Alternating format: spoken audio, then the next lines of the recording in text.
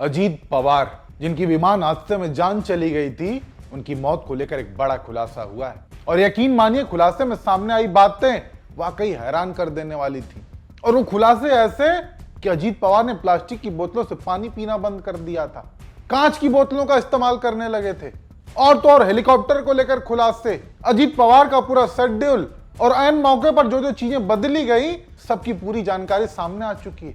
और ये खुलासा कोई और नहीं बल्कि अजीत पवार के भतीजे रोहित पवार ने खुद की है, जिन्होंने वादा किया था कि 13 दिन बाद वो देश के सामने आएंगे और सबूतों के साथ अपनी पूरी बात रखेंगे। ऐसे में अब जो उन्होंने खुलासा किया है, अजीत पवार को लेकर जो जो बातें बताई है उन्होंने, वो कई सवाल खड़े कर देती है। ऐसे में आज हम बात करेंगे कि अजीत पवार के भतीजे रोहित पवार ने क्या क्या बातें कही हैं और क्या आरोप लगाए हैं, और ये मुद्दा देश की संसद तक कैसे पहुंच चुका है। आज बात इसी पर।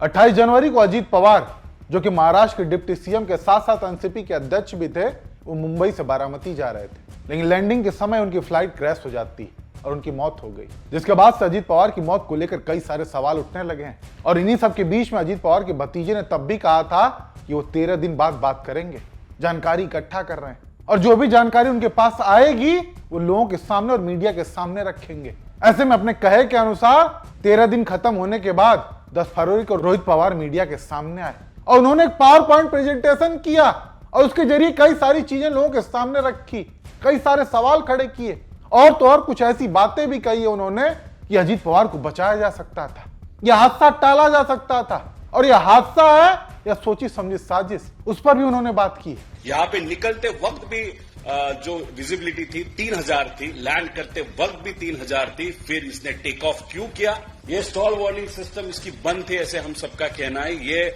अश्योर्ड है क्योंकि उनके कंपनी में काम करने वाले एक बंदे ने हमको बताया कि इसमें वो प्रॉब्लम था। और पहला सवाल उन्होंने खड़ा किया विमान के रखरखाव करने वाली कंपनी वीएसआर पर, क्योंकि इसी कंपनी की विमान हादसे की खबर पहले भी आ चुकी है, लेकिन अभी तक उसकी जांच रिपोर्ट का कोई अता पता तक नहीं। ऐसे में पहला सवाल उन्होंने जहां कंपनी पर खड़े किए, तो वहीं उन्होंने एक बड़ा खुलासा करते हुए यह भी सवाल खड़ा किया कि फ्लाइट अजीत पवार को छोड़ने के बाद पटना जाने वाली थी, उसकी कुछ और बुकिंग्स थी, यानी कहीं न कहीं उस पर एक दबाव था पटना पहुंचने का, क्योंकि अगर फ्लाइट पटना नहीं पहुंचती तो सीधे सीधे उसे लाखों का नुकसान होता। ऐसे में अजीत पवार के भतीजे ने सवाल खड़े किए कि क्या उसी दबाव में फ्लाइट की लैंडिंग करनी ही पड़ी। वाकई ये गंभीर सवाल है। हालांकि रोहित पवार यही नहीं रुकते, उन्होंने आगे अपनी बात रखते हुए यह भी बताया कि मैं इस मामले पर राजनीति नहीं करना चाहता, लेकिन मैंने अपना चाचा खोया है, इसलिए मामले की तह तक जरूर जाऊंगा। और इसी को लेकर उन्होंने अजीत पवार के उस दिन का पूरा शेड्यूल भी बताया। जिस दिन ये घटना हुई, अजीत पवार का शेड्यूल था पुणे जाने का, वो भी बाई रोड, पूरा कॉन्वॉय तैयार था, लेकिन ऐन मौके पर फैसला लिया गया कि अजीत पवार फ्लाइट से ही जाएंगे।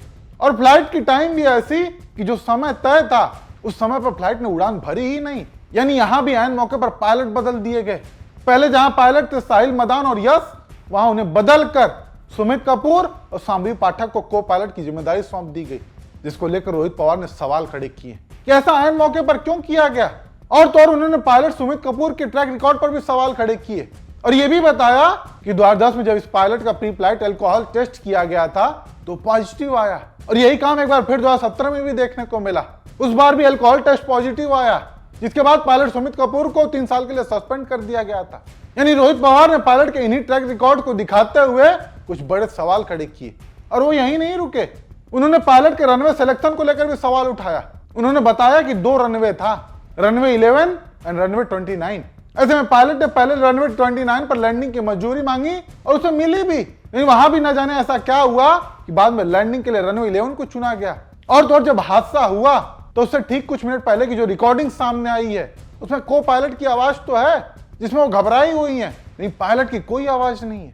रोहित पवार द्वारा उठाए गए ये सवाल वाकई गंभीर है, जिसकी जांच हालांकि जारी है, लेकिन अपनी पूरी बात रखने के बाद रोहित पवार ने जो बात कही है वो और भी महत्वपूर्ण है। उनका कहना था it was not accident but it was planned accident, क्योंकि जो चीजें ऐन मौके पर बदली गई, वो चाहे पायलट हो, शेड्यूल हो, या फिर बाय रोड का प्लान ही कैंसिल कर दिया गया, फ्लाइट का तय समय से उड़ान न भरना, इन सब को लेकर अजीत पवार के भतीजे ने बड़े सवाल खड़े किए।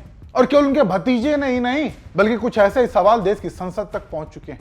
शिवसेना उद्धव गुट के सांसद संजय राउत ने यह विषय सदन में रखा, क्या कहा एक बार आप भी सुनिए। 15 जनवरी को अजीत पवार जी ने एक बयान दिया था, 15 जनवरी को अजित पवार ने बयान दिया था और भारतीय जनता पार्टी को एक जवाब दिया था। आप सब्जेक्ट के बाहर और बोल क्या रहे हैं। कहा था कि अगर आप आपका समय सिंचाई समाप्त हो घोटाले का चुका है आरोप करते हो, और ये विषय नहीं है। सिंचाई घोटाले ये का आरोप विषय करते है। हो तो सिंचाई घोटाले का पैसा सिर्फ राष्ट्रपति हमने नहीं अभिभाषण खाया के है, ऊपर हो रहा है। भारतीय जनता पार्टी ने भी इस सिंचाई घोटाले में जमकर पैसा खाया है। और भारतीय जनता पार्टी की फाइल मेरे पास है। ये अजित पवार का बयान 15 जनवरी को आया है और उसके बाद 10 दिन बाद अजित पवार की विमान दुर्घटना में मौत होती है। देखिए, मैं आरोप नहीं कर रहा हूं, लेकिन ये मौत रहस्यपूर्ण है। आपके ऊपर आरोप किया, फाइल कहाँ है? मेरी जानकारी है कि अजित पवार वो फाइल हमेशा अपने साथ रखते थे। जब मुंबई से वो निकले बारामती में, तब भी वो फाइल उनके पास थी और आधे घंटे में अजित पवार जी की दर्दनाक मौत हो गई। उसकी जांच होनी चाहिए और ये जांच इस तरह से होनी चाहिए, एक इंडिपेंडेंट जुडिशियल इंक्वायरी होनी चाहिए कि ये क्या है। धन्यवाद। ये सब्जेक्ट नहीं है। भ्रष्टाचार का आरोप मुझे तो जस्टिस लोया की याद आ गई। मुझे जस्टिस लोया की याद आ गई। जब अजित पवार का एक्सीडेंट मैंने देखा तो मुझे जस्टिस लोया की याद आ गई। क्या इस प्रकार का कोई हादसा तो नहीं होगा? यानी जिस तरीके से एक विमान हादसे में अजीत पवार की जान चली गई, उसे पचा पाना हर किसी के लिए मुश्किल हो रहा है। लोग लगातार सवाल खड़े कर रहे हैं, क्योंकि ठीक उसी के कुछ दिन पहले से अजीत पवार के व्यवहार और उनकी तेवर में लगातार बदलाव दिखने लगा था। एक यूजर है, वो एक तस्वीर साझा करते हुए लिखती हैं कि अजीत पवार बोले थे कि बीजेपी के भ्रष्टाचार की फाइल मेरे पास है, और आज उनकी मौत हो गई। उनकी मौत के बाद कई सवाल खड़े हो रहे हैं, और ये ऐसे इकलौते यूजर नहीं है। ठीक यही सवाल काफी लोगों ने खड़े किए। एक भारत फैक्ट डेस्क नाम का हैंडल है, उसने तो एक शेड्यूल बताते हुए पूरी क्रोनोलॉजी समझाई। उसने लिखा है कि 15 जनवरी अजीत पवार कहते हैं कि बीजेपी के भ्रष्टाचार की फाइल मेरे पास है, और उसके बाद 23 जनवरी को बीजेपी बोलती है कि अजीत पवार से कोई समझौता नहीं। 24 जनवरी संजय राउत बोले एमबीवे में वापसी तय, और 28 जनवरी को प्लेन क्रैश हो जाता है, अजीत पवार का निधन। ऐसे में सवाल यह नहीं कि हादसा कैसे हुआ, सवाल यह है कि क्रोनोलॉजी इतनी परफेक्ट क्यों है। यानी लोगों ने इस हादसे को हादसा कम साजिश ज्यादा करार दिया। हालांकि अजीत पवार के खुद के परिवार ने इसे साफ साफ इनकार कर दिया, लेकिन अब अपने कहे के मुताबिक जब अजीत पवार के भतीजे रोहित पवार मीडिया के सामने आए तो कई सारे सवाल खड़े किए, जिसके बाद से एक बार फिर अजीत पवार के विमान हादसे को लेकर सवाल खड़े होने लगे हैं। ऐसे में अब देखना यह होगा कि जांच में क्या बातें निकलकर सामने आती। खैर, आप दर्शक अजीत पवार के विमान हादसे को लेकर क्या सोचते हैं, अपनी राय जरूर बताएं।